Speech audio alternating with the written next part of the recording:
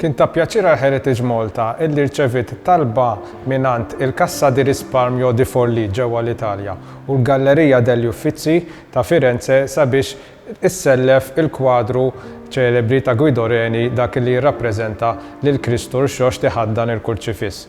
Dan sabiex jagħmel parti minn wirja prestiġjuża li se tkun qed tikkommemora il-700 anniversarju mill-mewt ta' Dante li ser issir ġewwa l-Mużew di San Domenico propju ġewwa Forlì.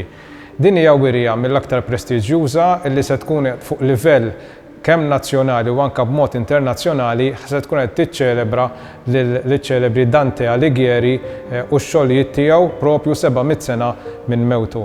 Il-konnessjoni ta' Dante ma' Forlì tmur lura għas-seklu 14 meta propju fl-1302 Dante għal xi perjodu kien jgħix ġewwa Forlì u l-wirja bl-isem ta' Dante La Visione dell'Arte se tkun qiegħda mhux biss tfakkar lil Dante feluq is-700 sena minn mewtu, imma ser tkun qiegħda tiċċelebra lil Dante fil-qasam artistiku, b'referenzi diretti lejn ix-xogħlijiet ta' Dante u rappreżentazzjonijiet pitturi li jirrappreżentaw lil Dante nnifsu, imma wkoll b'mod indirett ta' diversi artisti li matul is-seklu fil-fatt hemm firxa ta' xogħlijiet mill-epoka medjevali sas-seklu 20 qegħdin ngħidu 9 sekli sħaħ illi fihom ħafna artisti ispiraw ruhom minn temi danteski.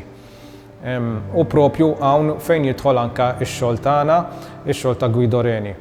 Fuq dan il-kwadru hemm ħafna x'wieħed jista' jgħid. Qabel xejn tajjeb ngħidu li Guido Reni kien wieħed mill-artisti l-aktar importanti fis-seklu 17 ġewwa l-Italja. Kien wieħed mill-aktar artisti prestiġjużi illi kellu ħafna kummissjonijiet u li l-kollezzjonisti kollha u kull min b'xi mod jew ieħor kellu l-kollezzjonijiet prestiġjużi tiegħu kien jara x'jagħmel biex ikollu kwadru ta' Guido Reni. Tantu hekk li anke Malta dan il-kwadru nafu li kien fil-kollezzjoni tal-Gran Mastru nnifsu ġewwa il-palazz tiegħu il-Belt. Kien kwadru ċelebri, kien kwadru rikonoxxut anke lokalment, tantu hekk illi kien hawn diversi kopji tiegħu antiki kemm lokalment u anke barra minn pajjiżna. Il-fatt illi l-Gallerija degli Uffizi li se jkunu jikkuraw din il-wirja ħarsu lejn il-kollezzjoni nazzjonali li għandna ġewwa Muża u għażlu propju dan il-kwadru huwa ċertifikat ieħor jekk qatt xi darba dal-kwadru kellu bżonn illi hawnhekk qegħdin quddiem kwadru ta' valur internazzjonali, ta' valur artistiku kbir illi għandu jagħmilna ġieħ kemm lokalment u anke issa internazzjonalment permezz ta' din il-wirja li ser issir ġewwa Forlì bejn l-1 ta' April u l-11 ta' Lulju ta' din is-sena.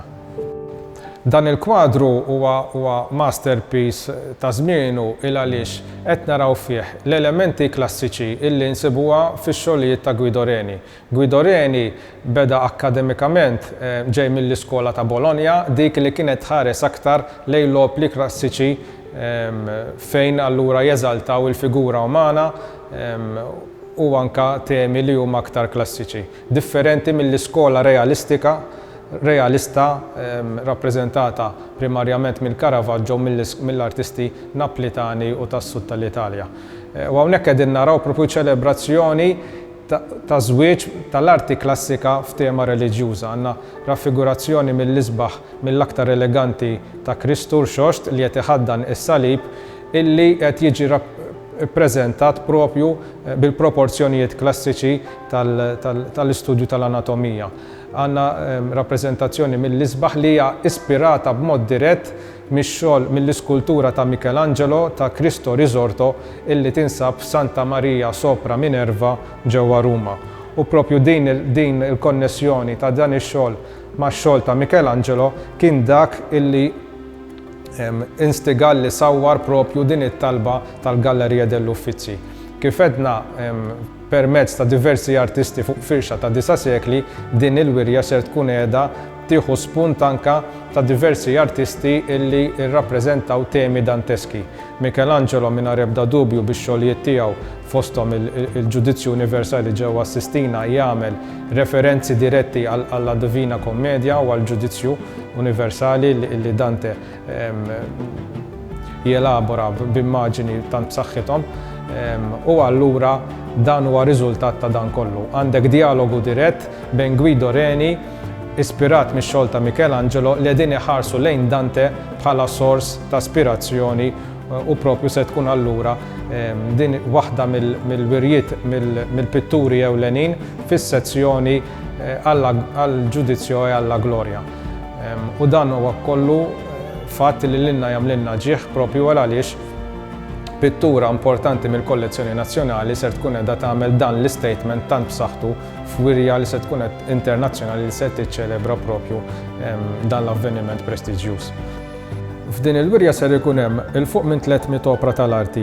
Ħafna minnhom ġejjin mill-Gallerija dell'-Uffizi ta' Firenze, però ser ikun hemm xogħlijiet oħra illi għall-okkażjoni ser jaslu mill-Hermitage ta' San Pietroburgu, mill-Mużej Vatikani u minn Villa Borghese fost oħrajn. U ħafna drabi dan ikun spunt li permezz tiegħu apparti l-prestiġju artistiku nazzjonijiet u entitajiet differenti jikkollaboraw. Ħafna drabi dan huwa mod ieħor kif issir id-diplomazija. Mhux biss f'affarijiet forsi b'temi politiċi imma anke fuq livell kulturali. U ħafna drabi dawn iwasslu eventwalment għal kollaborazzjonijiet f'ħafna fronti kemm f'dak ta' riċerka kemm f'dak ta' wirjiet illi jsiru anke fuq livell internazzjonali u dan kollu jgħin speċjalment fil-mument li qegħdin ngħixu fih għaliex din il-wirja mhijiex biss messaġġ għall-artisti u għal dawk illi iħobbu id-dinja jew qegħdin fil-kamp artistiku imma f'dan mument tant diffiċli huwa soljef huwa xaq ta' dawl illi jagħti tama għażmien li ġej.